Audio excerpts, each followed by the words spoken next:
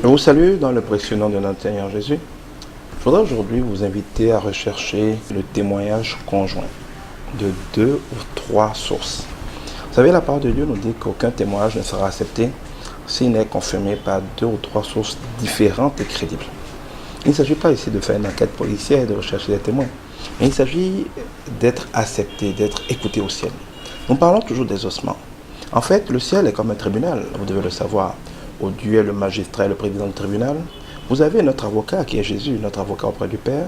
Vous avez le procureur de la République qui est l'accusateur des frères, qui est Satan, comme le dit la Bible. Puis vous êtes l'accusé. Perpétuellement dans chaque situation, vous avez ce tribunal qui se retrouve. On le voit à travers Job. Dieu est là le président et puis Satan est le procureur. Il va mettre en accusation Job. Il dit que Job doit être maudit, on doit retirer la bénédiction de Job parce que Job n'aime pas tant que cela Dieu. Eh bien, Dieu ne peut pas refuser. Vous savez, quand on porte plainte contre quelqu'un au tribunal, quel que soit le sérieux de la personne, le juge est bien obligé d'abord de mettre en accusation la personne et de permettre à la personne de se défendre. C'est pareil quand la maladie vient, quand Satan réclame qu'on vous donne la maladie, quand Satan réclame qu'on vous mette en difficulté dans votre couple, quand il réclame la pauvreté pour vous parce que nous sommes des pécheurs, Dieu est obligé de nous mettre d'abord en accusation, mais ensuite par sa parole. Et avec notre avocat, Jésus-Christ, il va essayer de nous guider pour que nous soyons acquittés. Et l'œuvre de Jésus consiste justement à nous acquitter. C'est lui qui nous justifie alors que nous sommes des pécheurs. C'est pour ça que les gens qui vivent sans Jésus sont malheureux, parce qu'ils ne sont pas assez malins. Personne n'est assez fort pour échapper à l'accusation quand Satan vous accuse. Sauf si vous avez l'avocat merveilleux qu'est Jésus-Christ. Alors, devant ce tribunal-là, vous devez obtenir ce que vous voulez. Et pour que vous ayez raison, il va falloir que vous utilisez la parole. Je n'arrêterai jamais de le dire, le pouvoir redoutable de la parole. Tout ce que nous avons comme chrétiens va venir de la parole. La Bible nous dit que la vie et la mort sont au pouvoir de notre langue. C'est ce que nous disons qui détermine ce que nous aurons. Il dit que chacun de nous sera jugé selon ce qu'il aura dit. Nous répondrons de chacune de nos paroles. Ce n'est pas nos paroles que nous sommes justifiés ou condamnés. Ce n'est pas tes paroles que tu appelles la bénédiction, c'est par tes paroles que tu ouvres la porte à la malédiction. Je te fais d'ailleurs remarquer que bénédiction, ça veut dire bénédiction, c'est-à-dire bien-diction, c'est-à-dire le fait de dire le bien. Alors que malédiction, c'est le fait de dire le mal. Donc être béni, c'est simplement déclarer le bien.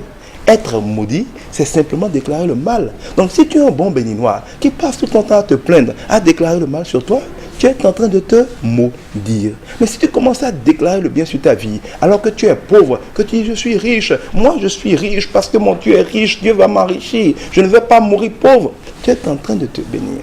La bénédiction, c'est d'abord et avant tout la diction du béné, alors que la malédiction, c'est la diction du malais.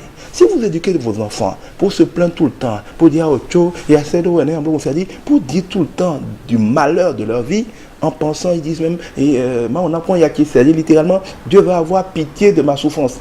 Mais Dieu n'a pas pitié de nos souffrances. Dieu nous a fait pour être heureux, il nous apprend à être heureux. Et si quelqu'un souffre, la personne glorifie le diable. Parce qu'une vie de souffrance montre que le diable est fort, ça fait honte à Dieu, il n'y a rien dedans que Dieu va bénir. Alors arrête de te lamenter, arrête de te plaindre et utilise ta bouche pour déclarer le bien sur ta vie, pour être le prophète sur ta propre vie, au lieu d'être un sorcier qui est en train de te maudire. Imagine que tu viens devant un tribunal.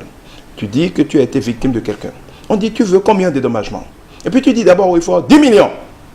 Et après tu dis discrètement, bon, 1 million aussi, c'est pas mal.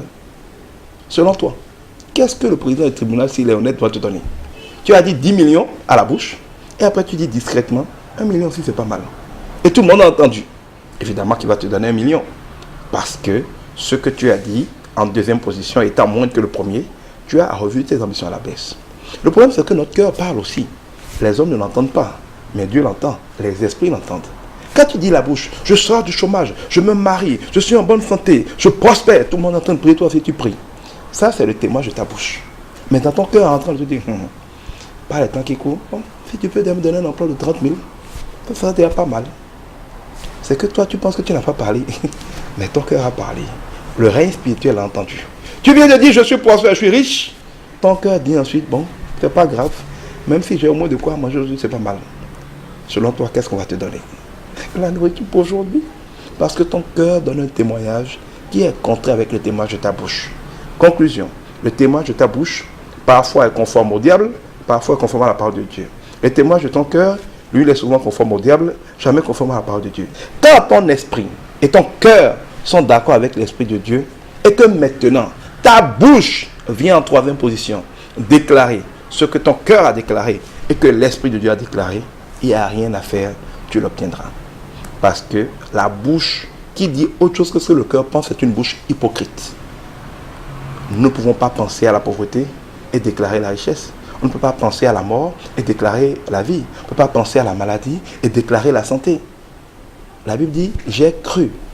C'est pour ça que j'ai parlé. Parler sans croire n'a pas de sens.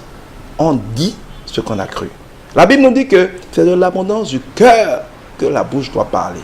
Donc, la bouche qui dit la bénédiction, alors que le cœur est convaincu de la malédiction, le cœur qui est convaincu qu'il est né pour être pauvre, et assez de honneur, bon, et qui dit après je suis prospère, il ne va jamais prospérer.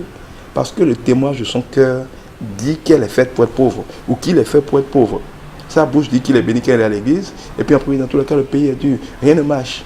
Vous dites des choses à l'église dans la prière, ou dans vos moments de prière, et l'instant après, en discutant avec vos amis, vous dites le contraire. Vous dites, mes affaires marchent au nom de Christ Jésus. Vous dites, rien ne marche dans le pays. Hein. Vous vous contredisez. Si vous voulez que Dieu vous exauce, parce que la parole est importante au tribunal de Dieu, veillez toujours à ce que votre cœur soit aligné sur votre bouche.